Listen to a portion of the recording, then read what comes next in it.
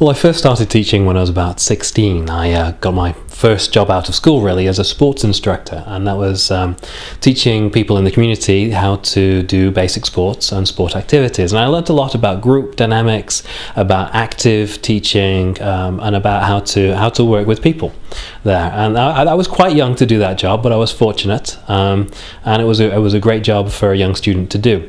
Following on from that, my first full-time position was as a full-time missionary for my church, and we did a lot of teaching there about religion.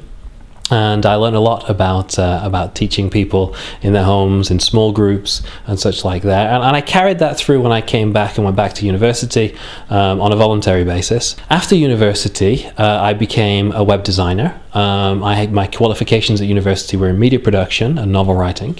And so I became a web designer, which kind of merged the two together. But when we moved to the Czech Republic, it had always been my plan to come back to teaching professionally and full-time. And it's something I really wanted to do.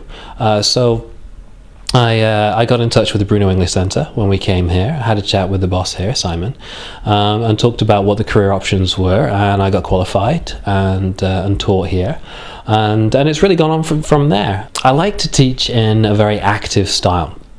I don't like to see students sat on seats just staring at me, waiting for me to give them something. I like to get them involved, I like them to be active, and I suppose that comes from my background in sports. So when I'm in the classroom, I want people to be up and doing, I want them to be active, I want them to be involved, and yes, sometimes I like them to be competitive in the classroom. And I hope that makes that a fun environment.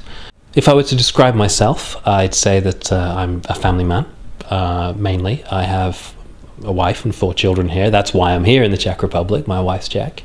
And most of my free time is defined by what I do for my family, what I do for my church, and of course extra stuff that I do here at work as well.